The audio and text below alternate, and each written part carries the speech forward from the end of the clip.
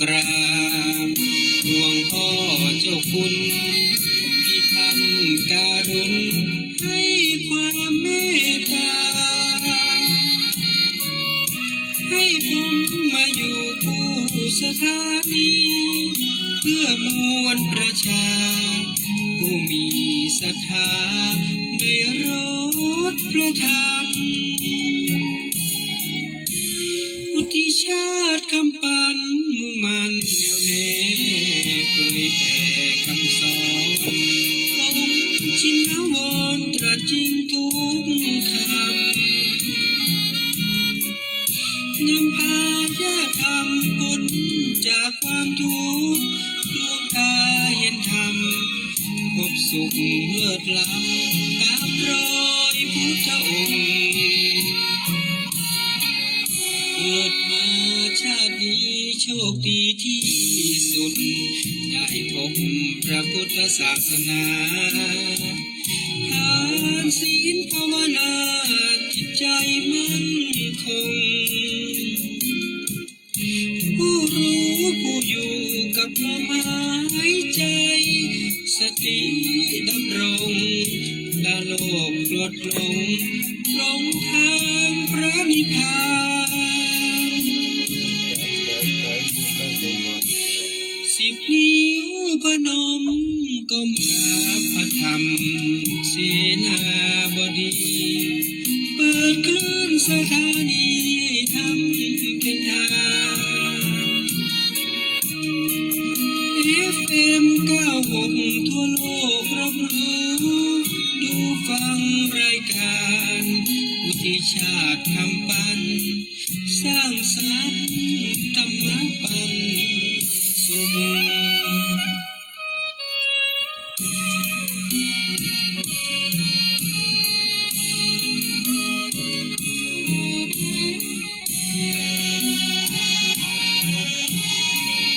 เกิดมาชาตินี้โชคดีที่สุดได้พบพระพุทธศาสนาทานศีลภาวนาจิตใจมั่นคงผู้รู้ผู้อยู่กับลมหายใจสติดำรงละโลกโลดลงตรงทางพระนิพพาน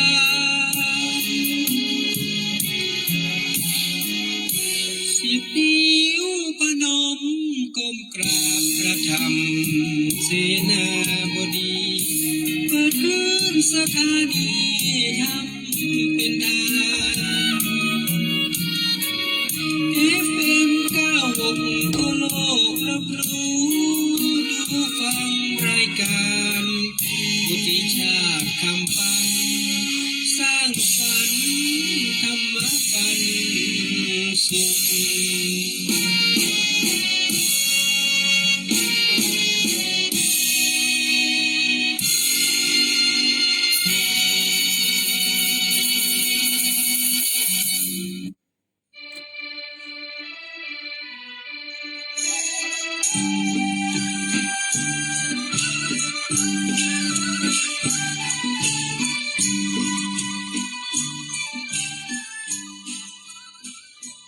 อยากได้ดี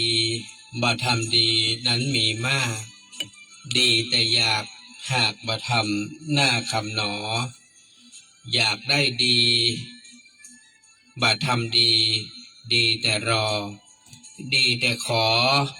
รอแต่ดีบ่ดีเลยขอความสุขสวัสดีจงบังเกิดมีแก่ท่านผู้ฟังแฟนรายการฟังสบายสไตล์วุฒิชาติทางคลื่นสถานีวิทยุท้องถิ่นจังหวัดเชียงใหม่คลื่นพระพุทธศาสนาและจริยธรรม FM 96.0 เมกะเฮิรตซ์อุปถัมภ์โดยมูลนิธิพระบรมธาตุเจ้าดอยสุเทพดำเนินรายการโดยผมพินานวุฒิชาติคำปัดกับขอบพระคุณพระเดชพระคุณหลวงพ่อพระธรรมเสนาบดีเจ้าอาวาสวัดพระบรมธาตุดอยสุเทพเจ้าคณะภาค7ประธานมูลนิธิคือการทำรายการทุกรายการทางคลื่นสถานีวิทยุ FM 96 ขอบคุณท่านผู้อำนวยการคณะกรรมการบริหารเจ้าหน้าที่ควบคุมห้องส่งวัดดอยสุเทพท่านอาจารย์พระมหาประสิทธิ์ประสาธิโก ขอบพระคุณท่านพระครูเจ้าวัดวัดหนองกายเจ้าหน้าที่ควบคุมห้องส่งวัดหนองกายทั้งคฤหัสถ์และบรรพชิตก็เชื่อมสัญญาณนะครับวันจันทร์ถึงวันศุกร์ 11 โมงถึงเที่ยงกับรายการฟังสบายสไตล์วิชาขอบคุณแฟนรายการที่ติดตามทั้ง2คลื่นสถานีและทาง Facebook ไลฟ์สดท่านพระอาจารย์สุริยันคำปาท่านพระครูบดิกาประเสริฐประสันโนแล้วก็คุณปุญญนุชพันชัยกันนี้ก็เมาหัวนะครับท่านผู้ฟังเพราะว่าช่วงนี้ก็มีเรื่องรุมเร้าหลายเรื่องหลานสาวนะลูกของพี่สาวที่ทำเจียงดาวก็ประสบอุบัติเหตุนะครับรถชนกับเสาไฟฟ้าซึ่งอาการค่อนข้างจะหนักพอสมควรนี่ทั้งหน้านี่ไปหมดเลยนะครับหมายความว่าทั้งกลางทั้งปากทั้งจมูกทั้งหน้าผากคือไปกระแทกกับเหลี่ยมเสาไฟฟ้าอันนี้ก็ทำให้เกิดอุบัติเหตุหนักนะแล้วก็ตอนนี้ก็ได้นำตัวมาส่งที่โรงพยาบาลลานนาตั้งแต่เมื่อตะวาเมื่อเจ้านะครับเนาะตะวาเมื่อเจ้าก็ได้ทำการผ่าตัดไปรอบแรกแล้วนะตอนนี้ก็จะต้องผ่าตัดรอบที่2นะครับซึ่งมันไปหมดเลยครับคางปากจมูกหน้าผากนี่มันแตกร้าวเข้าไปถึงกะโหลกนะครับคือตอนนี้เป็นอย่างที่ค่อนข้างที่จะต้องดูแลอย่างใกล้ชิดนะฮะแล้วขอเรื่องของหัวเลือดข้างในสมองนะครับอันนี้ก็เป็นเหตุหนึ่งที่จะต้องเป็นเพราะว่าพ่อวงพี่สาวก็บ่ได้เป็นอันรับอันนอนก็ต้องมาเฝ้าลูกสาวเพื่อนก็ไปเจ้าอยู่ใกล้ๆกับโรงพยาบาลซึ่งก็มีค่าใช้จ่ายสูงนะครับคืนหนึ่งก็ประมาณ500 กว่าบาทอันนี้ก็ลำบากเพราะเราแถมอย่างเปิ้นก็อยู่คนเดียวนะสามีก็อยู่ที่บ้านต้องดูแลการงานที่บ้านแถมแล้วก็ เปิ้นเคยสูญเสียลูกบ่าวคนเก้าไปก็ด้วยอุบัติเหตุนี่แหละนะเมื่อหลายปีก่อนนะก็เอารถไปจนแล้วก็เสียชีวิตนะครับ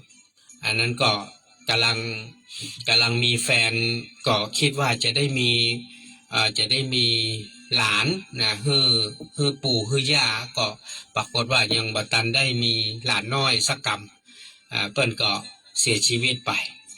แล้วก็เลยฝากความหวังไว้ที่ลูกสาวคนน้อยลูกสาวคนน้อยก็ซ้ำบ่ได้เป็นไม่ยิงไปเหียนะใหญ่มาก็มีความคิดกลายเป็นพ่อจ้าพ่อจายไปพ่อแม่ก็จะหวังหลานน้อยจากลูกบ่าวก็บ่ได้ลูกบ่าวก็เสียชีวิตไปจะหวังหลานจากลูกสาวก็ซ้ำบ่มีแฟนพ่อจายเหียก็เลยกลายเป็นพ่อจายไปเหียประเด็นนี้ก็เลยทุกอย่างก็ต้องอยู่ที่ลูกสาวคนล่านี่แหละก็ฉะนั้นพ่อแม่ก็จะต้องดูแลซัพพอร์ตเนี่ยใดก็ได้คือความเจ็บป่วยของลูกสาวนั้นมันดีขึ้นนะเพราะว่าเป็นความหวังสุดท้ายเพราะว่าเปิ้ลมีลูกแค่2 คนคนหนึ่งก็เสียชีวิตไปแล้วด้วยอุบัติเหตุเช่นเดียวกันคนนี้ก็มาประสบอุบัติเหตุหนักคือบอกเคยเป็นนักขนาดนี้มาก่อนนะก่อนหน้าปุ้นเมื่อช่วงสงกรานต์อันนั้นก็แม่เปิ้ลก็เดินทางไปที่แม่สวยเนาะแล้วก็นั่งหลังรถกระบะปรากฏว่ารถมันชนกันปรากฏว่าเปิ้ลก็กระเด็นตกจากรถก็ได้รับผลกระทบก็คือสะโพกก็กระแทกกับพื้นนะทำให้เปิ้ลฮ้องว่ากำเมือเพราะว่าเสียองค์กะก็คือเดินแบบปกติเหมือนเมื่อก่อนก็ด้วยกับสะโพกแล้วตัวเปิ้ลใหญ่นะเปิ้ลตุ้ยนะนั้นเวลากระแทกทีหนึ่งเนี่ย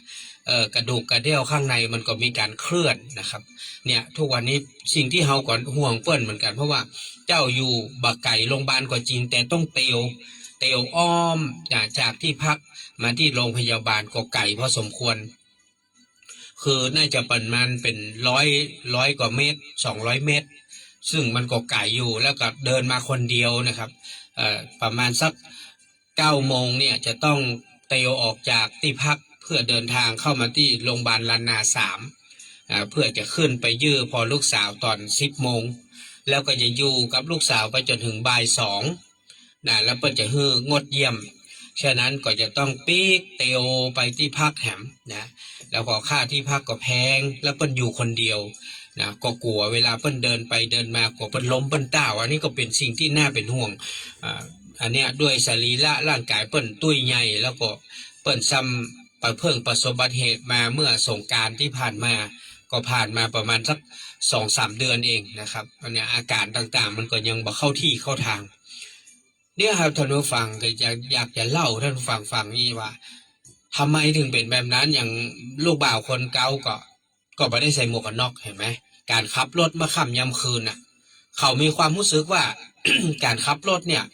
แล้วมีหมวกกันน็อกมันทำให้บดบังทัศนะหมายความว่าการมองเห็นเนาะแต่ที่จริงแบบใจนะเฮามีหมวกกันน็อกเนี่ยมันทำให้เฮาขี่รถช้าลงระวังมากขึ้น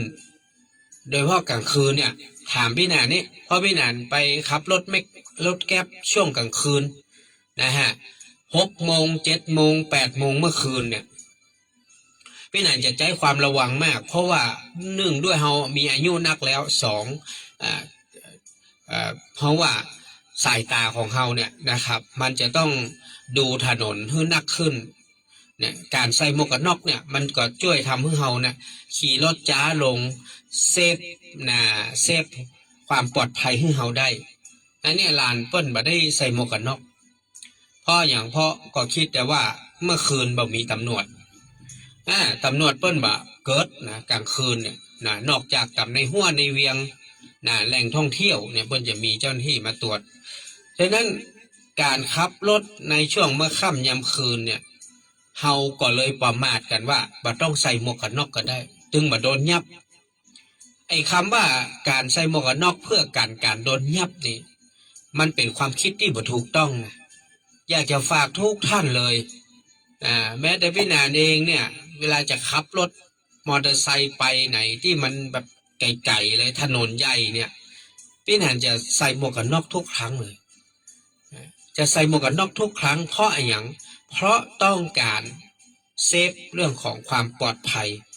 เพราะผมเคยล้มมาแล้วเนี่ยผมเคยล้มแถวตรงประตูเชียงใหม่เนี่ยมันมียางเปิดห้องว่าอย่างน้ำมันรถเครื่องมันเป็นน้ำมันเหมือนน้ำมันเครื่องที่มันรั่วแล้วเฮาก็ขี่รถไปแล้วปรากฏว่าล้อรถเฮามันไปโดนใส่น้ำมันเครื่องที่เขายดตามกลางตางนะแล้วมันทำให้เฮาถลายคุมรถบ่ได้เฮาก็ล้มแล้วก็หัวก็ฟาดลงไปนะครับเพราะเฮาก็ไม่ได้ขี่วัวอยู่แล้วมันก็แต่หัวฟาดปุ๊บเนี่ยเฮายังสามารถที่จะลุกขึ้นมาประคองตัวเก่าขึ้นมาได้เพราะว่าหมวกกันน็อกมันช่วยเซฟหัวเฮาได้ทำให้เกิดความปลอดภัยอย่างหลานเนี่ยถ้าวันนั้นเปิ้นใส่หมวกกันน็อกนะการที่เปิ้นเอาหน้าเปิ้นปุ้งไปโจนเหลี่ยมเสาไฟฟ้าเนี่ยเพราะรถเปิ้นล้มเนื่องจากฝนมันตกนะฮะแล้วก็มันมืดด้วยนะเป็นช่วงดึกครับประมาณเที่ยงคืนตี 1เนี่ยมันมืดแล้วมันบ้านนอกนะไฟมันก็บ่ค่อยแจ้ง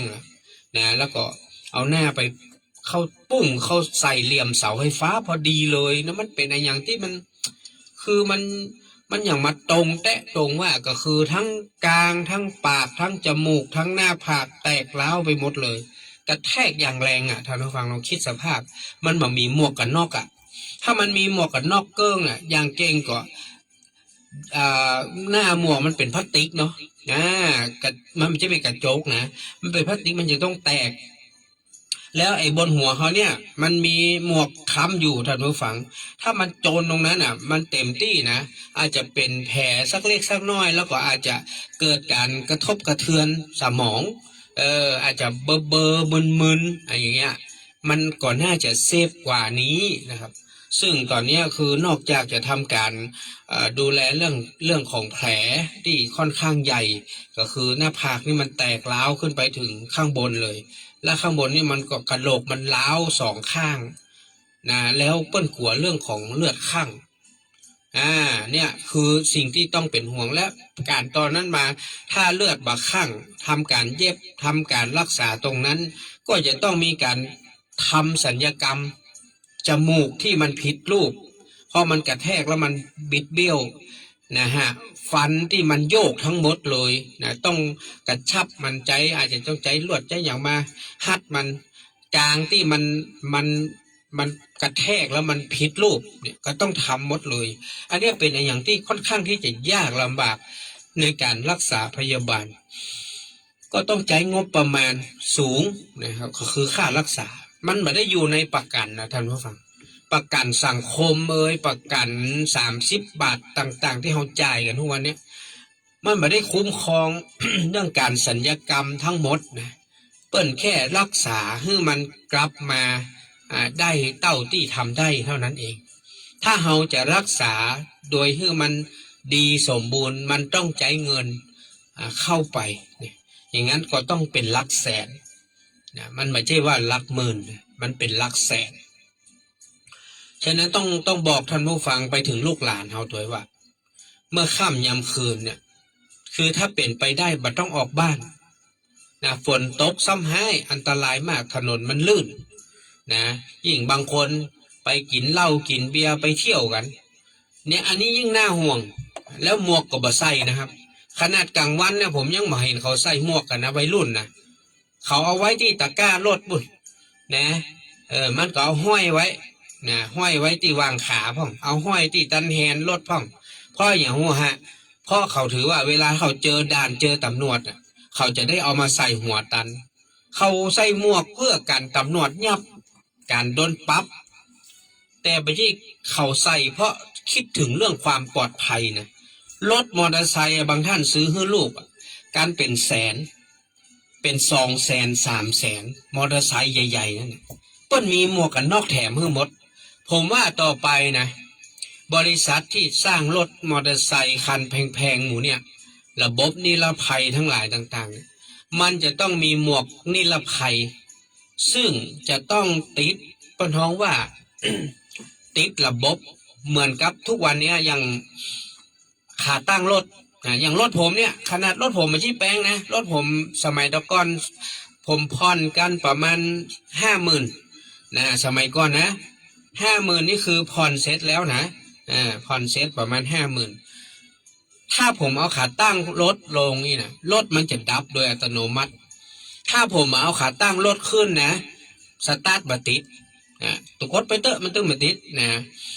แล้วก็ต้องบีบเบรกไว้ด้วยนะเวลาจะกดสตาร์ทรถเนี่ยต้องบีบเบรกไว้เพื่อกันรถมันปุ้งเนี่ยถ้าแบบบีบเบรกรถสตาร์ทบัติดถ้าเบาขาตั้งขึ้นรถก็สตาร์ทบัติดอันเนี้ยเพื่อนยังทำได้เพื่อนยังทำได้ต่อไปเนี่ยมันจะต้องเอาไปพ่วงกับหมวกกันน็อกถ้าไม่ใส่หมวกกันน็อกรถสตาร์ทไม่ติดแต่บางคนว่าโอ้พี่นั้นก็มันใส่ปุ๊บมันสตาร์ทติดมันก็ถอดหมวกออกวางเหมือนเดิมอันนั้นก็จ้างหัวมันเตอะ เนาะอันนั้นก็สุดวิสัยแล้วจ้างหัวมันเตอะมันห่วงหัวมันความจริงในร่างกายคนเฮาเนี่ยท่านผู้ฟังหัวส่วนที่สำคัญที่สุดคือหัวคือสมองเฮามันอยู่ที่นี่หมดเลยเนี่ยการไอตัวควบคุมเส้นประสาททุกอย่างเนี่ยคอเนี่ยลงไปเนี่ยกระดูกคอเนี่ยนะกระดูกสันหลังกระดูกคอเนี่ยมันเป็นเส้นเดียวกันขึ้นไปที่บนหัวเฮาไปยังสมองมันจะสั่งงานผ่านสมองลงมาเนี่ยถ้าสมองเฮาได้รับการกระทบกระเทือนเนี่ยมันแตกมันร้าวเนี่ยมันก็ทำให้การใช้ชีวิตเนี่ยมันลำบากแล้วหล่ออ่อนอายุ27 28เนี่ยเอารู้ฟังแล้วพ่อแม่อายุตาใดหุ้งก่อแม่แกน่ะแม่แกนี่6060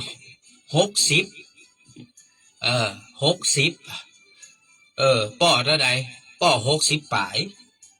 ลูกอายุ20ปลายยังมา30แล้วพ่อแม่จะอยู่ดูแลลูกไปแหมกี่ปีผมถามเต็มที่แล้วแม่แกได้นะแม่กับป่อนะคือ20 ปีนะเต็มที่ละเท่าสุดละป่อนี่ประมาณ80แม่ก็เกือบ80เหมือนกัน70ปลายมันบ่ไหวแล้วท่านผู้ฟังเขาจะดูแลกันจะได้แล้วก็บ่ฮู้นะว่าออกโรงพยาบาลมาแล้วเขาจะเกิดได้ก็เรื่องการใส่หมวกกันน็อกเนี่ยเรื่องการออกไปดึกเดินเนี่ยเขาจะเกิดได้ก็อันนี้คือสิ่งที่เขาบ่อยากซ้ำเติมนะแต่เขาอยากให้ สิ่งที่มันเกิดขึ้นเนี่ยเป็นอุทาหรณ์สอนใจให้กับอีป่อยแม่เฮาให้มันสอนลูกเตือนหลานถ้าเฮาฮักเขาเพราะเฮาไม่ได้มีชีวิตยืนยาวที่จะไปดูแลเขาไปจนตลอดรอดฝั่งหรอกเฮาก็มีเวลาของเฮาแค่ระยะหนึ่งเท่านั้นเฮาจะเนี่ยเดี๋ยวนี้ทุกวันนี้สมัยแต่ก่อนเขาบอกว่าใดลูกหลานส่งคนเฒ่าเข้าไปเหี่ยวทุกวันนี้คนเฒ่าต้องส่งลูกหลานเข้าป่าจ้าป่าเหี่ยวทำไมถึงเป็นอย่างนั้นก็เพราะว่านี่แหละอุบัติเหตุเนี่ยนะแล้วก็โรคภัยต่างๆเนี่ยที่เขากินเขาเที่ยวเขาบ่ระมัดระวังเนี่ยนะมันทำให้ชีวิตของลูกหลานเฮาเนี่ยมันสั้นแล้วมันก็จากเขาไป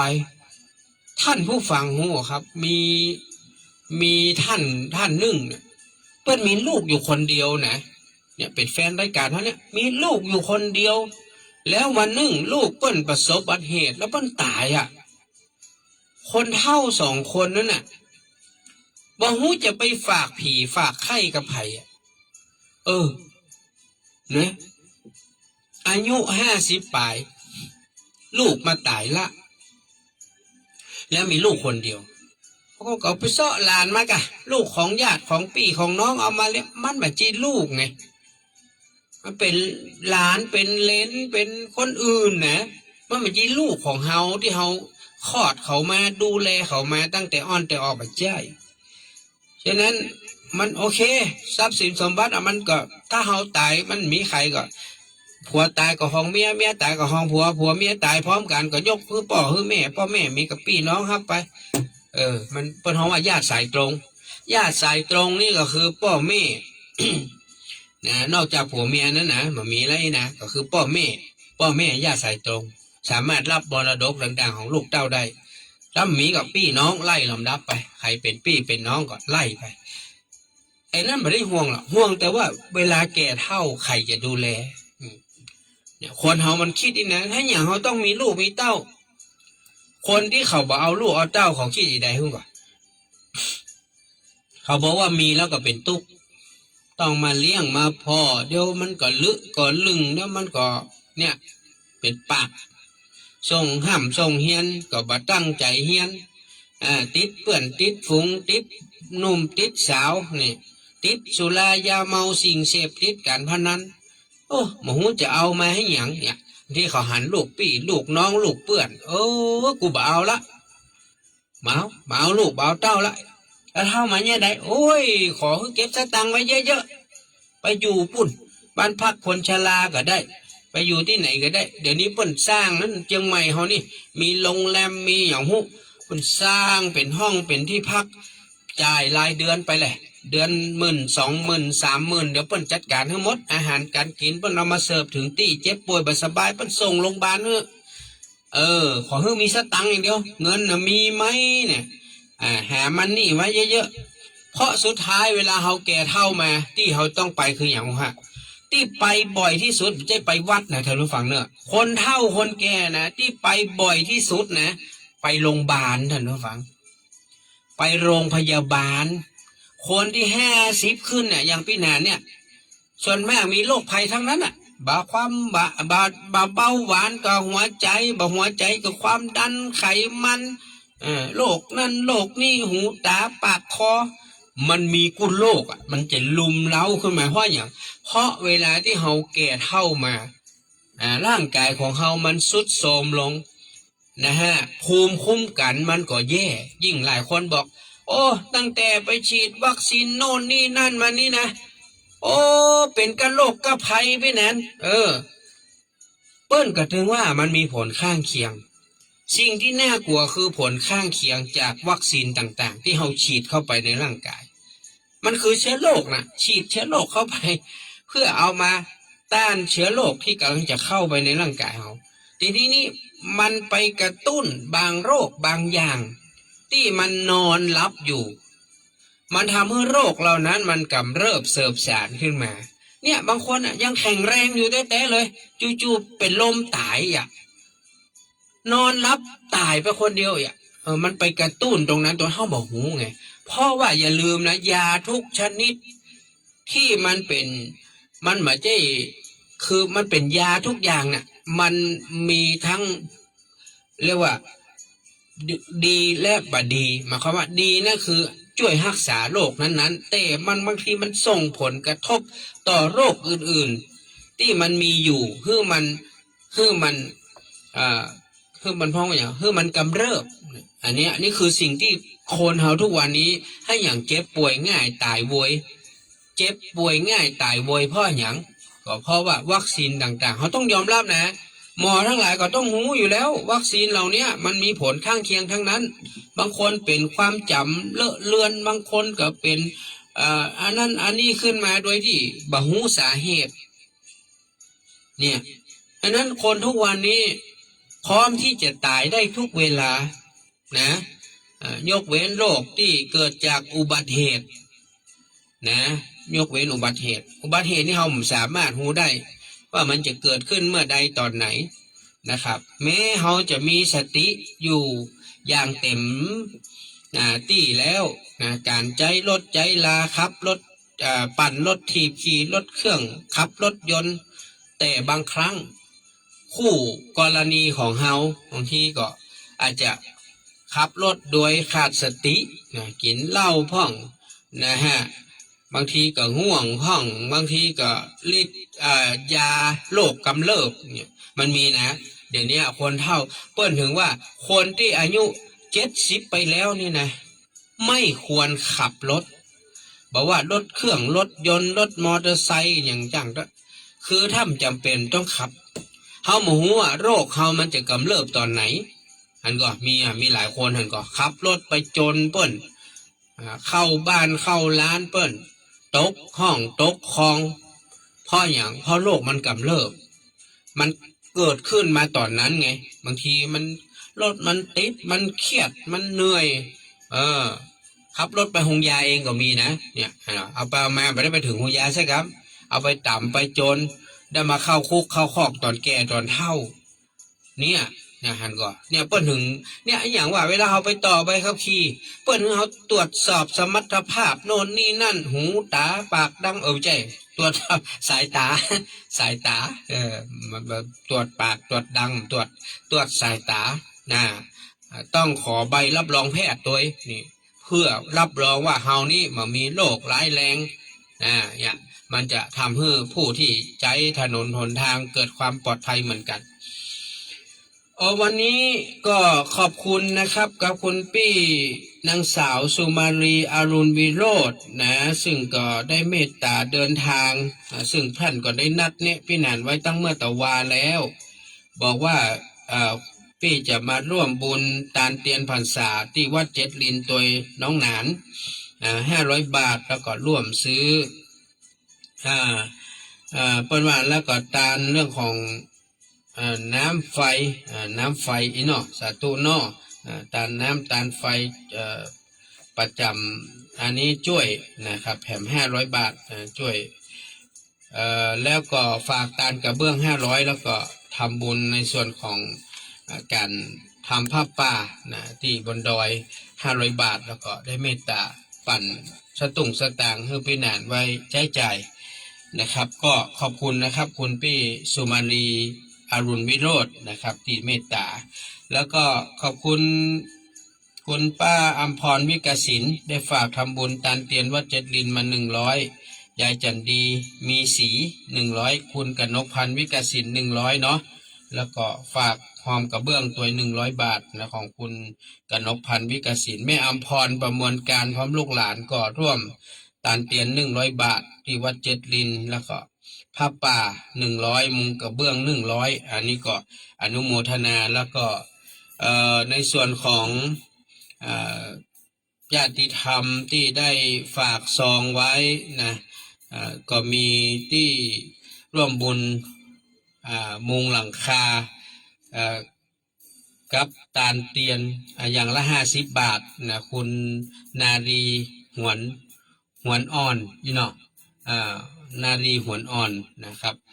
แล้วก็ของคุณแม่บุญด่วนลำดวนทุนคำอันนี้ก็ร่วมบุญตาน กระเบื้องมุงหลังคาพระเจ้าทันใจ200ตันเตียน7 ลินแฮม200อนุโมทนากับคุณแม่บุญด่วนทุนคำลำดวนทุนคำพร้อมครอบครัวลูกเต้าเหล่าหลานบ้านปักกองสารปีเนอะเอามาฝากไว้ที่คุณปุญญนุชก็ขอบพระคุณนะครับคุณแม่สายทองมณีวันตะกี้ได้แจ้งเข้ามานะครับว่าขอร่วมบุญไปทำบุญผ้าป่านะครับแล้วก็จำนวน200 บาทแล้วก็อันนี้เดี๋ยวนะแม่เพนสิริใจสาวสุมาเตอร์แม่เพนสิริใจสาวก็ได้ร่วมบุญในส่วนของการตานผ้าป่านะครับจำนวน200 บาทแล้วก็ฝากทำบุญตานเตียนวัด7 ลินตัว100 บาทแล้วก็ขอบคุณในส่วนของญาติธรรมเฮาที่ได้เมตตานะครับร่วมบุญกันมาหลายท่านเนี่ยผมยังจดบ่หมดนะครับเดี๋ยวกำลังเร่งอยู่แล้วก็ตะกี้นี้ที่ทำเรื่องกับเบื้องก่อนเดี๋ยวขอเวลาหน่อยเนอะมันนักขนาดครับท่านผู้ฟังมันคือมันลายเล็กลายน้อยนะครับมันก็เลยเนี่ยบัดตันแต่ผมยังมีเวลาเนี่ยนั่งพิมพ์ไปแต่เจ้านี่ก็ยังได้น้อยเดียวจะทำเพิ่มอยู่นะก่อนบ่ายนี้เนาะเดี๋ยวจะทำเพิ่มเป็นห่วงพี่สาวก็เป็นห่วงสวัสดีครับไม่ลงผ่าตันทานะว่าจะได้ครับแม่โอนเงินไปเลย20:36 นาที240แม่ทำอย่างครับฮะที่วัดที่หอมพื้นเป็นลูก100 จาวแล้วตาลเตียน100 จาวแล้วก็ตั้งกระเบื้อง100 จาวได้สาธุเนอร์ขอบคุณนะลุงเนอร์ครับโมทนาครับขอบคุณค่ะครับตะกี้ก็แม่สายทองเนาะแม่สายทองมณีวันเนาะแม่สายทองมณีวันก็แจ้งเข้ามาเนาะแล้วก็แม่สายทองมณีวันก็ไผ่ตะเกียเดี๋ยวเนี่ยขอดูชื่อกันเดียวแม่สายทองมณีวันก็แจ้งมานะครับเดี๋ยวได้ไล่ดูกันเนาะมันสูตรนานแบบนี้เนาะแม่พวงบุภาตันทาก็ร่วมวัด7 ลิน100 จาวกับเบื้อง100 จาวเนาะอนุโมทนาเนอะแต่วันนี้ก็ขอบคุณนะครับคุณแม่พิกุลรักเราได้เมตตาโอนเงินทำบุญตานเตียน500 บาทมาละก็เดี๋ยวจะได้ไปจัดซื้อเดี๋ยวเลิกรายการแล้วก็บ่ายนี้จะไปแวะซื้อเตียน1 คู่ซื้อยานะครับซื้อยาแล้วก็ซื้อผ้าซื้อร่มเนาะแล้วก็จะเป็นการน้ำกับไฟช่วยกับทางวัดนะที่ทุกท่านได้แจ้งเจตนามาแต่วันนี้ก็ขอบคุณนะครับบอกว่าจะเป็นทางคุณแม่พิกุลรักเราพร้อมด้วยครอบครัว500 บาทคุณแม่จันเพ็ญใจคำคุณพยุงทรัพย์ใจคำนางสาวพิมนาราใจสุรชัย300 บาทพระอาจารย์สุริยันคำปา300 บาทแม่คำรอดมันแสวง200 บาทแม่อุ้ยจันคำแสงบุญพร้อมลูกหลาน200 บาทแม่ปลอดภัยเมืองดีพร้อมลูกหลานครอบครัวแหม500 บาทแม่บุญด่วนทุนคำก็เมตตามา200 บาทเนาะตานเตียนคุณอารีสดับนะครับก็ร่วมบุญนะครับ100 บาทแล้วก็คุณน้องพัชรินสุกันโทพร้อมครอบครัว300 บาทแม่วันจะพันสีโปธา100คุณยายคำปันวิชัยศรี100นางสาวนาริกุลคำวังพึก159 บาทแม่สายยันวงศาพร้อมครอบครัว200 บาทตุลุงพระครูใบดีกาประเสริฐประสันโน200 บาทคุณแม่กัลยาเสเตียพร้อมลูกหลาน300 บาทพี่วารุณีกินชู200 บาทแม่อัมพรประมวลการ100 บาทเนาะแล้วก็ไอ้นานชิงชัยน้องละเย็นกำไรไดมอนด์อันนี้ใจไอ้ชัยพี่มอนน้องสมบูรณ์นะครับ100 บาทแม่นายนิรุมนธีรบดีพร้อมลูกหลาน200 บาทพี่เปิ้ลสิริกรจันทรศิริน้องนลินน้องตะวันพจนาถ200 บาทแม่บัวเงินปัทเท่าพงบุญชัยพร้อมลูกหลาน200 บาทแม่วันดีอินถาเขียวสุมาเตอร์แม่ขันแก้วเนาะแม่ขันแก้วอินทาเขียว ตาลเตียน100 บาทนะครับแล้วก็คุณแม่วันเพ็ญชัยกา100 บาทพร้อมครอบครัวพี่อรวรรณดอนญาติ100 บาทยายจันดีคุณพี่ที่ตายานีหมอกเมฆพร้อมครอบครัว200 บาทแม่เป็นสิริใจซาว100 บาทแม่อัมพาเสวยราชกับแม่อัมพาเสวยราช200 บาทนะฮะอันนี้ถ้าโอนแล้วแจ้งกรรมนะครับเด้อแจ้งพี่นานกรรมถ้าใครได้โอนนะกุดพัวละสาเมืองแก้วนะครับก็ร่วมบุญโดยตึงมุงกับเบื้องนะกับตาลเตียนเนาะอันนี้ก็แจ้งมาไว้200กับ300ถ้าโอนแล้วขอแจ้งกรรมนะครับอันนี้พี่นันก็จะจดเอาลายใหม่เอาไว้ตะกี้แม่แสงทองคำเจริญ100 บาทแม่จันฟอง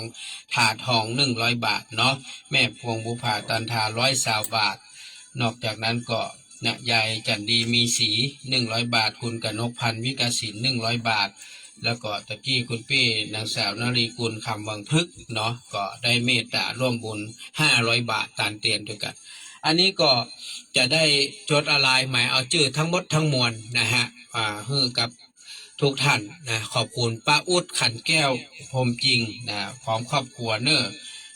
บอกว่าขอร่วมบุญตัวเนอวัดที่9จำนวน100 บาทนะสาธุเนออนุโมทนา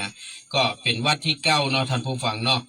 เป็นวัดที่9เนออันนี้เราทำมา8 วัดเสด็จพระคุณหลวงพ่อว่า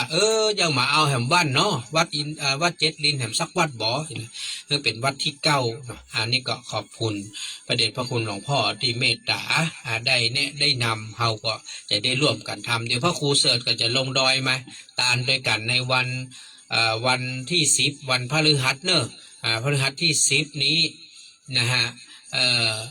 พฤหัสที่10นี้จำนวนเวลานะฮะก่อนนัดกันบ่ายโมงที่วัดเจ็ดลินเนอร์หลังที่ทุกท่านไปทำบุญทำทานตามวัดตามวาของภายของมันก็มาปะกันที่วัดเจ็ดลินบ่ายโมงเราจะทานประมาณบ่ายโมงเกินบ่เกินบ่าย2นะท่านจะไปโบสถ์เนาะสวัสดีครับพอดีแต่ว่าเจ้าโอนของอันแม่พาสวยลาไป200นะคะมาแล้วเนาะได้สาธุจ้าสาธุเนอครับขอบคุณครับสาธุก่อนอนุโมทนาแม่อัมพาเสวยราชนะพร้อมลูกหลานได้โอนมาเรียบร้อยละ200 บาทเนาะป้าขันแก้วบอกว่าขอหอมกับเบื้องตัวเด้อนะกับเบื้องตัว100สาธุเนอท่านผู้ฟังกลับมาอู้กันเรื่องของธรรมะนะน้อยหนึ่งเนาะเพราะว่าธรรมะที่บอกว่าคนเฮาตู้คนก็อยากได้ดีอยากมีความสุขเนี่ยการที่เฮาอยากได้ดีอยากมีความสุขมันก็จะต้องมีเหตุนะให้เกิดขึ้นเมื่อกี้ผมมีโอกาสได้อู้กับคุณพี่สุมาลีนะพี่สุมาลีเปิ้ลบอกว่าเปิ้ลเป็นข้าราชการบำนาญเปิ้ลก็ทำงานมาเมินนะตอนนี้อายุ85ละพี่เปิ้ลอายุ85ละเปิ้ลบอกว่าโอ้พี่นะหรือว่าป้าเนี่ยทำงานมานะจนกระทั่งเกษียณอายุราชการทุกวันนี้ก็กินบำนาญกินบำนาญแต่ว่าสิ่งที่ป้าบัลละเลยที่พี่บัลละคือการทำบุญว่าได้ครับของแม่เป็นสิริใจสาวที่หอมกับเบื้องหอมกับเบื้องเงินก่อนนะวันที่3นะไม่โอนไปแล้วเรียบร้อย200ดอกได้ครับวันเวลา11:58ดอกครับแม่ขอบคุณครับเจ้า200นะเจ้าครับผมครับอนุโมทนาครับแม่เป็นสิริใจสาวอันนั้นกับเบื้องนะแม่น้อยเรียบร้อยละอันนั้นพี่หนานลงไว้ให้ละไม่ต้องห่วงนะครับลงจื่อทั้งหมดละทีนี้ท่านผู้ฟังขอบคุณฮะท่านอาจารย์สุริยันบอกว่าหอมกับเบื้องวัดสะดือเมือง101เนอ ทีนี้ท่านผู้ฟังนี้นะเปิ้ลบอกว่าสิ่งที่อย่าได้ละคือการกินการทานนะเปิ้ลว่านะตั้งแต่ปีเกษียณอายุราชการมานะเปิ้ลตะเวนไปไล่ทำบุญทำทานกุฏิกุฏางเปิ้ลบอกว่ามันก็นำมาซึ่งโชคลาภนำมาซึ่งความสุขความสบายโรคภัยไข้เจ็บก็บ่ได้มาวุ่นวายเบียดเบียนมากมายนัก คือเปิ้นอายุ85เนี่ยกำไม้เต้าอันน้อยๆอันเดียวเห็นเปิ้นผมเห็นเปิ้นเอาเพราะว่าตัวเปิ้นจะตุ้ยนะจะตุ้ยแบบเปิ้นจะตุ้ยกับผมเปิ้นก็จะใจไม้เต้ากำเห็นหน่อยแล้วเปิ้นก็เตียวของเปิ้นไปเปิ้นจ้างรถนะจ้างรถไปส่งทำบุญที่หันที่นี่เปิ้นไม่ได้ขับรถเองนะฮะเปิ้นจ้างรถเปิ้นบอกว่าเปิ้นไปโมดอ่ะว่าไหนเปิ้นก็ไปเปิ้นก็ไปประเดี๋ยวนี้ที่เปิ้นใครไปก็คือพระธาตุชเวดากองที่แม่วางเปิ้นยังไม่ได้ไปเตื้อเปิ้นใครไปนะเพราะเปิ้นเคยหอมบุญไว้สมัยก่อนแล้วก็ที่ตรงพุทธมณฑลดอยหล่อเปิ้นก็ใครไปนะเปิ้นว่าเปิ้น2ที่เนี่ยเปิ้นยังไม่ได้ไปเตื้อเปิ้นอยากจะไปอยากจะไปหันอยากจะไปทำบุญทำทานเปิ้นอู้กับผมนะเปิ้นว่ามีความประสงค์อยากให้ไปทำบุญทำทานที่วัดสันมหาพลชเวดากองแล้วก็ที่พุทธมณฑลดอยหล่อเปิ้นใครอยากไปหันใครอยากไปทำบุญทำทานเนี่ยคนอายุ85ซึ่งสามารถไปไหนมาไหนด้วยตัวเองอันเนี้ยถือว่าเป็นอย่างที่สุดยอดนะท่านผู้ฟังนะสุดยอดนะดังนั้นคนเฮาทุกวันนี้ท่านผู้ฟังหลายคนก็อ้างอายุอ้างอันนั่นอันนี้นะฮะเนี่ยขณะคุณพี่เปิ้ลพี่สุมาลีเนี่ยอายุ85นะเปิ้ลยังมาอ้างอย่างเลยนะอายุเปิ้ลขนาดนี้นะเปิ้ลไปได้เปิ้ลไปเลยนะเปิ้ลบัดรอบัดท่าสักอย่างเปิ้ลไปด้วยตัวเปิ้ลเองเปิ้ลจ้างรถไปคนเดียวเปิ้ลเห็นไหมอนุโมทนานะครับคุณแม่วันจพันธ์ศรีโพธาร่วมบุญตานเตียน100 บาทนะอนุโมทนาเด้อดังนั้นคนเฮาเนี่ยข้ออ้างทั้งหลายเนี่ยนะบางทีเฮาอยากได้ดีเฮาอยากได้บุญเฮาอยากมีความสุขนะแต่อย่าลืมว่า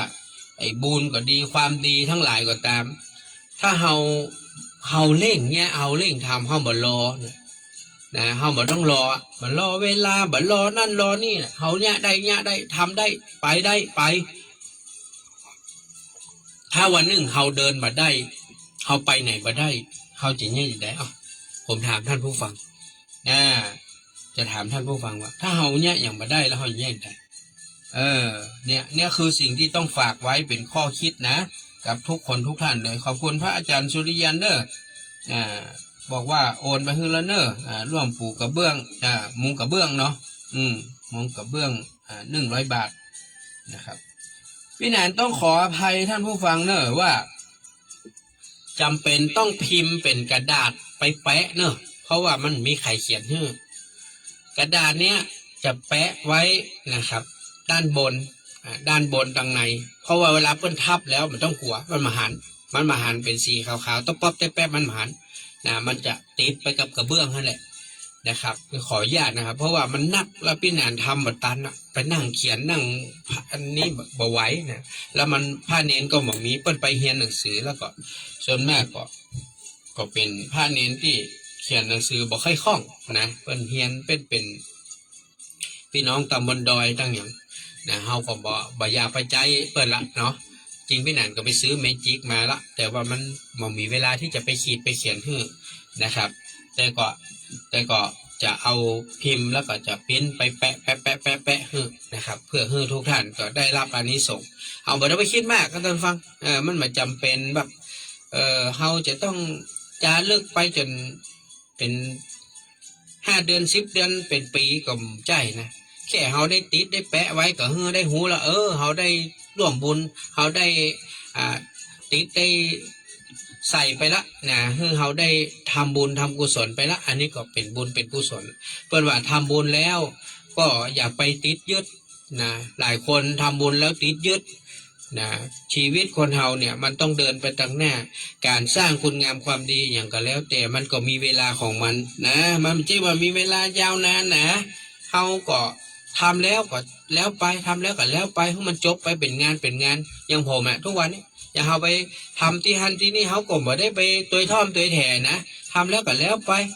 แล้วก็ส่วนแม่ก็บ่ค่อยไปเอาใบอนุโมทนามาอย่างทุกอย่างแต่ว่าที่ถ่ายภาพนั้นมันจะอย่างถ่ายเป็นที่ระลึกประการที่2คือถ่ายเพื่อเอามาโพสเฟซโพสอย่างส่งไลน์ส่งอย่างให้กับญาติธรรมที่เพิ่นได้ฝากได้หอมเพื่อก็โอ้สาธุอนุโมทนาได้เห็นภาพเห็นบรรยากาศที่เฮาไปทำบุญทำทานแต่ว่าไอ้ ในส่วนของการไลฟ์สดเนี่ยมันมาสามารถส่งได้เนอะเพราะว่าในไลน์ในอย่างเนี่ยถ้าเราเป็นเวลาเมินเนี่ยมันส่งมาได้นะท่านต้องเข้าไปดูในเฟซพี่หนานเองนะท่านถึงจะหันว่าเปิ้นกินเปิ้นตานกันจะได้อย่างเงี้ยงั้นต้องเข้าไปส่องในเฟซเอาเองหรือท่านมีเฟซมีอย่างท่านก็ไปกดแชร์ก็ได้อันนี้กูได้ไปนี่8 วัดเนี่ยแชร์ไปเนี่ยก็ต้องขอบคุณท่านอาจารย์สุริยันเนอะท่านพระครูใบดิกาประเสริฐตัวเปิ้นช่วยกันถ่ายภาพช่วยกันไลฟ์สดอันนี้ก็ต้องกราบขอบพระคุณทั้งสองท่านอันเนี้ยบ้านสถาก็จะไม่ได้หันเพราะพี่หนานก็บอกมีเวลามาถ่ายนะพี่หนานก็จะได้ถ่ายเฉพาะเวลาที่เราทำบุญเสร็จเราก็ไปเข้าแบบพอเลี้ยงหน้ากระดานแล้วก็ถ่ายหูปเป็นที่ระลึกภาพ2 ภาพตอนนั้นนะเพราะพี่หนานก็มีเวลาเพราะต้องนำตาลนำอย่างอันนี้ก็คือสิ่งที่เอามาอู้ให้ฟังว่าคนเฮาทุกวันนี้อยากได้ความดีอยากได้บุญอยากได้ความสุขแต่นั้นบุญก็ดีความดีทั้งหลายความสุขต่างๆที่มันจะเกิดขึ้นได้หรือไม่มันก็อยู่ที่ตัวภัยใจมันตัวภัยใจมันท่านเข้าใจเนาะเนี่ยตัวภัยนี่ตัวนั้นใจภัยใจนั้นตัวภัยใจมันถ้าเฮามีเจตนาที่อยากจะทำแม้เฮาบ่ได้ไปทำด้วยตัวเองเช่นทุกท่านเนี่ยฝากปัจจัยมาที่พี่นานฝากปัจจัยเป็นตัวแทนให้กำเนิดฝากพี่นานทำบุญแทนกำเนิดยินดีเป็นสะพานบุญผมถึงบอกแล้วพี่นานพุทธิชาติยินดีรับใช้ยินดีที่จะเป็นสะพานบุญคือกับทุกท่านนะผมบ่เคยยอมแพ้นะต่อร่างกายของผมร่างกายผมเนี่ยมันก็ไม่ใช่ว่าแข็งแรงนะเจ็บหลังเจ็บแอวปวดแข้งปวดขา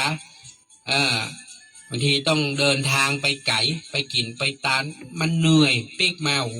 ปวดล้าวไปหมดเลยนะกว่าจะครบ8 วัดสมัยก่อนนี่สบายกะสมัยก่อนโควิดนะ9 วัด10 วัดไปแผ่ต่างจังหวัดอีสานไปตั้งไหนไปหมดโอ้บัดเดี๋ยวนี้ทำบอกใครรอดแล้วเนอะตั้งแต่หลัง50มานี่รู้สึกว่าสภาพร่างกายมันย่ำแย่นะฮะแล้วก็มันตุ้ยโดยเนาะมันตุ้ยโดยมันก็การเผาผลาญก็บ่ค่อยดีมันก็เลยทำให้เราอิดเราเหนื่อยเราต้องแบกเนี่ยขาก็ไม่ใช่ใหญ่นะแข้งก็น้อยเดียวนะแบกร่างกายเขาเนี่ยน้ำหนัก70 กิโลนะมันเป็นอย่างที่ค่อนข้างจะทรมานตัวเก่าเหมือนกันแต่การที่เราไปยืนไปนั่งไปเตียวเมินเนี่ยมันก็ทำให้เราเหนื่อยปวดร้าวนะครับอันนี้ก็อดเอานะเพราะ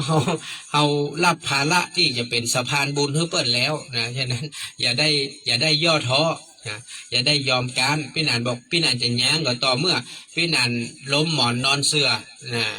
ลุกบ่ได้ไปบ่ไหวนั่นขอแย้งนะถ้าไปได้ไปไหวยินดีนะที่จะทำเพื่อทุกท่านเพื่อสร้างบุญสร้างกุศลเพื่อสะสมบุญบารมีให้ตัวเก่าคือการทำทุกครั้งก็เป็นการสะสมบุญให้ตัวเก่าเช่นเดียวกันบอกว่าจะไปกินไปตานว่าจะไปรักษาศีลปฏิบัติธรรมไหว้พระสวดมนต์ทุกอย่างก็เป็นบุญทั้งนั้นฉะนั้นก็ฝากทุกท่านเนอะวันที่12นะกรกฎาคมนี้เนาะหลังจากวันอาสาฬหะวันเข้าพรรษาไปแล้วเชิญชวนมาร่วมปฏิบัติธรรมที่วัดอินทขินเนอะเวลาบ่ายโมงถึง4 โมงแรงอันนี้ก็ได้รับความอนุเคราะห์เมตตาจากท่านอาจารย์เจ้าคุณดร.อาทิตย์แล้วจะใจพิพิธภัณฑ์มีห้องน้ำเรียบร้อยไม่ต้องห่วงห้องน้ำก็มีสถานที่ก็โอเคนะครับให้ทุกท่านมาปฏิบัติธรรมด้วยกันอาจารย์พระครูสมุวิสุวัตรวัดฝ่ายหินท่านจะเมตตามาเป็นอาจารย์วิปัสสนาเนอะจะขึ้นกรรมฐานกันวันดีครับว่าได้ครับอันนี้จะทุกสาวอ้วนตะกุนแล้วใช่ไหมชื่ออย่างครับชื่อแม่สีเมืองเจ้าแม่สีฮะแม่ทำอะไรอย่างครับทุกสาวอ้วนตะกุนนะแม่ทำบุญอะไรอย่างครับทำบุญอย่างเนาะทำบุญไอ้ตามเตียน100เลยต้อง100เลยครับเป็น200เนาะแม่เนาะเจ้าครับได้ครับก็อนุโมทนากับอีเมเทเนอร์บอกว่าลูกสาวโอนให้แล้วเนาะตาลเตียนกับกระเบื้องเนาะแม่เนาะรวมเป็น200 บาทนะครับก็อนุโมทนานะแม่เนอร์ก็เดี๋ยวจะได้จัดการให้ ะนั้นท่านผู้ฟังทั้งหลายก็บอกไว้ว่าเราจะเข้าพรรษาแล้วนะวันที่10วันอาสาฬหะก็วันอาสาฬหะวันศีลนี้เป็นวันเข้าพรรษาเจ้าบ้านนะโดยปกตินะเจ้าบ้านต้องไปวัดมันก็เพื่อไปทำบุญทำทานอธิษฐานเข้าพรรษานะทีนี้ก็หมายความว่าทุกวันพระเนาะก็เข้าวัดนะทำบุญกิจทานไปฟังธรรมไปปฏิบัติธรรมแล้วก็วันที่11นะก็จะเป็นวันเข้าพรรษาของพระเจ้าพระนายฉะนั้นก็ถือโอกาสที่เราจะลดละสิ่งที่มันบดีทั้งหลายตลอด3เดือนที่จะมาถึงก็เริ่มตั้งแต่วันที่10นี้เป็นต้นไปจนถึงวันออกพรรษาฉะนั้นสิ่งที่เราทำได้ก็คือการให้ทานการรักษาศีลการฟังธรรมไหว้พระสวดมนต์การปฏิบัติธรรมเจริญเมตตาภาวนานั่นคือบุญที่จะเกิดขึ้นกับพ่อแม่ศรัทธาพุทธศาสนิกชนทั้งหลายเพราะว่าทานศีลภาวนาคือสิ่งที่เราจะต้องทำและก็ขวัญขวายนะในช่วง3เดือนที่เข้ามา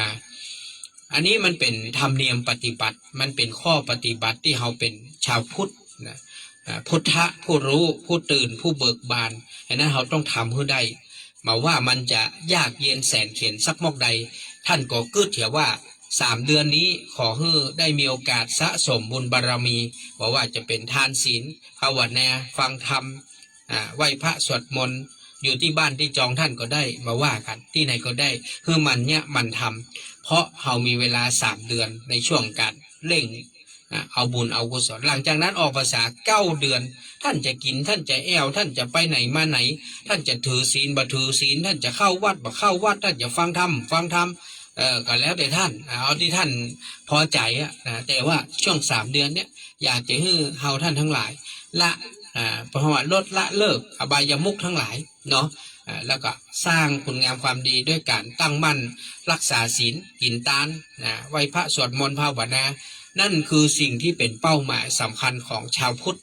ถ้าเฮาบ่ช่วยกันโอ้ศีลก็บ่ละวันพระก็บ่ว่างวันศีลก็บ่ละวันพระก็บ่ว่างสิ่งที่มันเป็นสิ่งที่ดีมันเป็นสิ่งที่ทำให้เกิดความทุกข์กายทุกข์ใจเนี่ยอันนี้เฮาก็ลองคิดดูนะผมว่ารุ่นเฮานี่คงมันต้องไปอู้นักมันต้องไปปากกันหลายอู้นักปากหลายมันก็มีประโยชน์คนอายุ40-50ขึ้นไปผมว่าต้องหูได้ด้วยตัวเองมันต้องให้ครูบาอาจารย์มาบอกมันต้องให้พ่อแม่มาบอก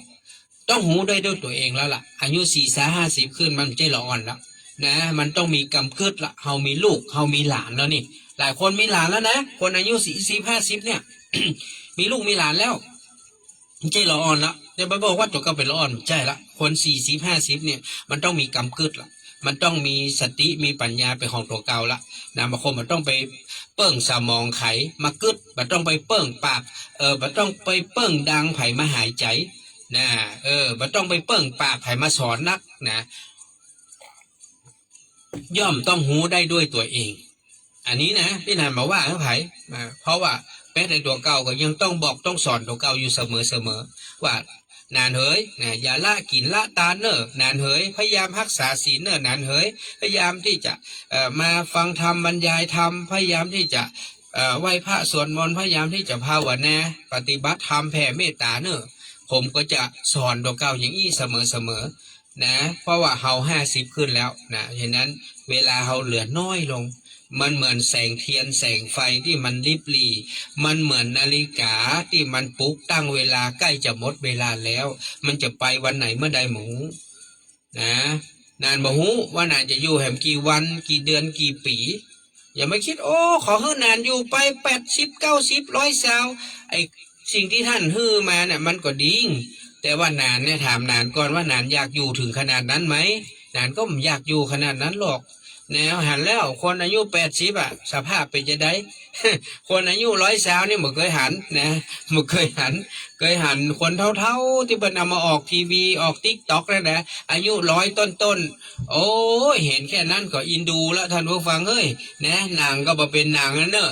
นะเหี่ยวนะห้อยตองแต่งนะมีแค่กระดูกหันหมดอะเส้นเอ็นกูเส้นนี่เห็นหมดอะนี่นะเขี้ยวเคอนี่หันหมดอะนะเกี่ยวอย่างก็บ่ได้ต้องตุ๊บต้องต่ำเอาเนี่ยมันจะได้สุขสบาย คนอายุ120นี่ผมว่ามันเป็นอย่างที่ลำบากมากๆแหละดังนั้นมันต้องว่า120แล้วเอาแค่80ให้มันรอดก่อนเถอะนะ80แล้วบ่ป่วยเด้อ80แล้วอยู่ดีสบายนะเอาให้มันได้ก่อนเถอะทุกวันนี้60 70ก็มีกะโรคกะภัยถ้ารู้ฟังหันก็เดี๋ยวก็เข้าหงยาออกยังอ่ะไปบ่ได้ว่าแต่อย่างหมอนัดนะว่าก็วันนี้วันพระก็หมอนัดนะวันพระก็ต้องไหว้ก่อนลาไว้ก่อนหมอนัด บ่ได้นัดหมอนะหมอนัดว่ะเนี่ยวันนี้วันเกิดบ่ได้ไปบ่ได้หมอนัด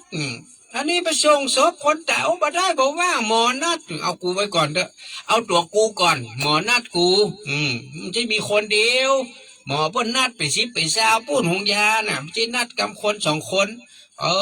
ทำไปก็รอฮิวไปเด้อเจ้าแถมเดือนหน้าเดือนในบัดตันได้เป็นหมอนัดบัดรอบใหม่บัดตันจะกำตายก่อนเนี่ยมันได้มันต้องไปเอายุกเอายาต้องไปบางครั้งยามันถูกก็ต้องไปเปลี่ยนยาแถมบางทีก็ต้องไปหาหมอเพื่อปรึกษาอันเป็นอย่างอันเป็นอย่างอี้เดี๋ยวบ่ได้เติมยาให้เหมาะเนาะ เราจะเติมยาให้ท่านนะท่านจะได้มีความสุขเนี่ยอย่างความสุขก็คือว่ามันมาต้องทรมานไง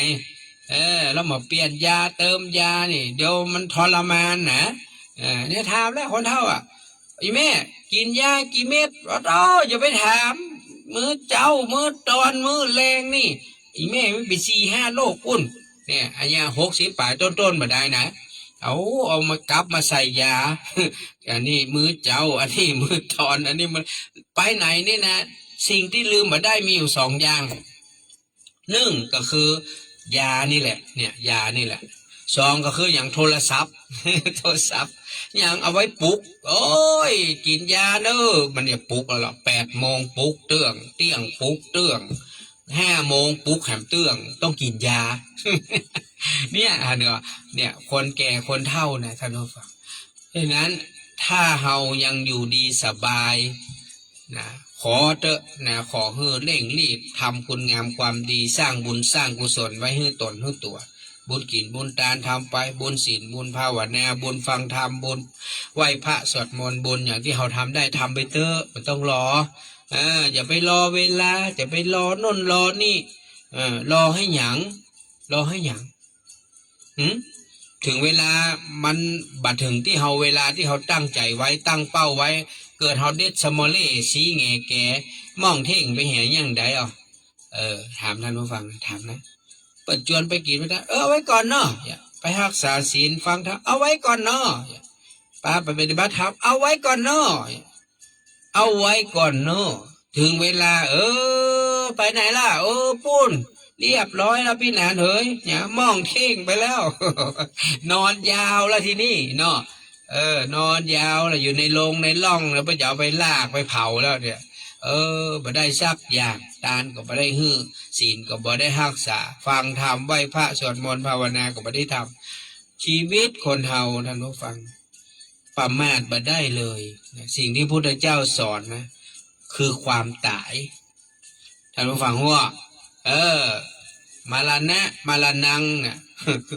มาลานะมาลานังเนี่ยความตายเนี่ยคือสิ่งที่ประมาทบ่ได้เลยนะอย่าได้ประมาทนะเรื่องอื่นนี่ประมาทได้หมดการกินการอยู่การรับการนอนการใจการใจแต่สิ่งที่ประมาทไม่ได้คือความตายนี่ถ้าเวลามันมานะมันพรากทุกอย่างไปจากเขาหมดภาคผัวภาคเมียพ่อแม่ลูกหลานพี่น้องทรัพย์สินสมบัติทุกสิ่งทุกอย่างนะมันพรากเขาไปหมดเลยเขาจะมาเหลืออย่างสักอย่างมาเหลืออย่างสุดท้ายก็เหลือแต่กระดูกเหลือก้าขี้เถ้านะเห็นนะเหลือตัวเอี้ยแล้วมันเหลืออย่างเลยยศทรัพย์ฐานะครอบครัวความรักเสียงหัวเราะนี่หายไปหมดนี่กลายเป็นเสียงร่ำไห้นะฮะเห็นไหมเป็นอย่างมีอย่างที่มันจะที่เขาจะยึดได้ถือได้ข้องเขาว่าได้ครับเป็นที่จะหัวแม่กำลังกินยาหลังอาหารอันเนี้ยแม่ได้ถามว่ากับพวกนี้เข้าถึงเมื่อใดมันก็ตานวันที่9แต่ว่าเขาจะไข่ที่โอนมาก่อนได้กะไข่ฮื้อก่อนเขาก็จะติดแปะฮื้อก่อนนี่กะ แต่ตานี่สิงหา เราก็น้ำก็ไฟอย่างนั้นตัวนะครับครับมันจะเป็นเมื่อวันนั้นแล้วอันก่อนวันที่26นะฮะปิ้งนี่ไม่จำอยู่จ้ะเดี๋ยวก็ว่ากันฉะนั้นท่านผู้ฟังทั้งหลายก็ฝากไว้ วันนี้เวลารายการหมดละเลยมาหน่อยหนึ่งเดี๋ยวนี้กำลังรอท่านอาจารย์เจ้าคุณว่าเพื่อจะจัดรายการจะใดเนาะก็ยังมาเห็นติดต่อมาเตือนนะแต่ว่าก็ออกจ้าออกล่าออกขวายเนาะ มันได้ออกก็ดีกว่าไม่ได้ออกว่าอันนะแต่ว่าวันนี้มาฮู้ว่าท่านจะจัดก่อนนะพี่นานขออนุญาตนำรายการลาไปก่อนเนอะเดี๋ยวเฮาก็ก้อยว่ากันทำกรรมในเรื่องของรายการคุยทำนะว่าจะเอาจะใดกันนะลาไปก่อนครับสวัสดีครับ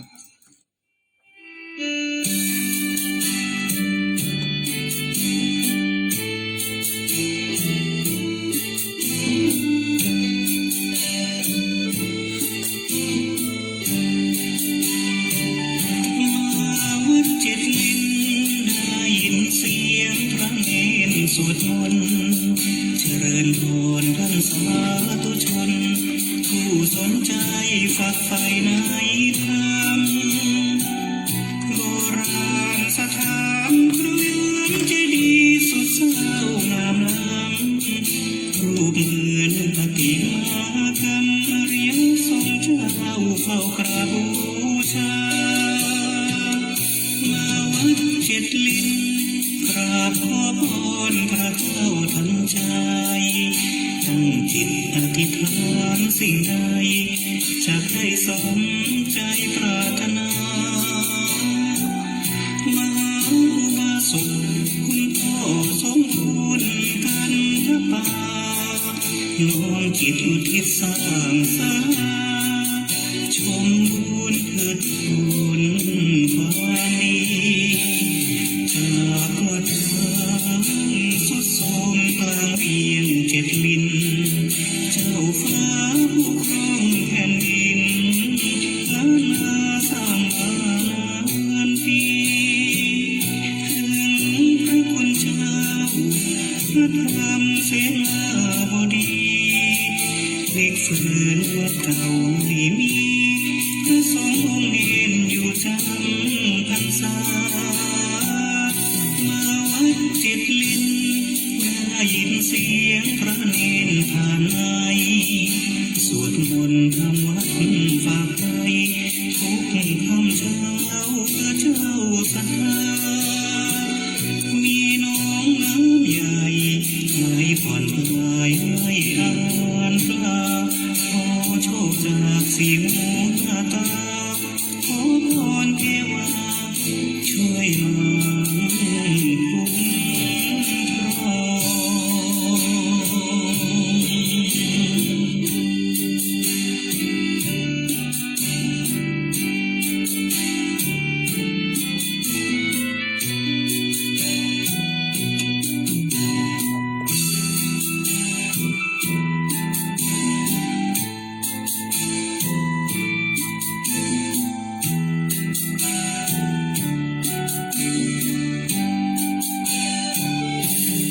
จากวัด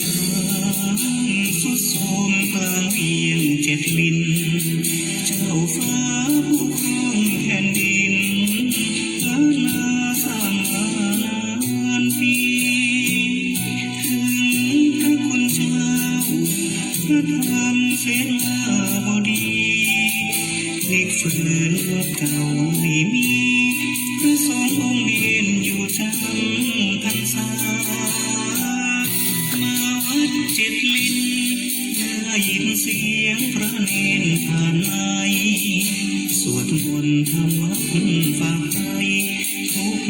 ำเช้าเพื่อเจ้าศรัทธามีน้องน้ำใหญ่ไม่ผ่อนคลายไม่อ่านปลาขอโชคจากเสียงหูตา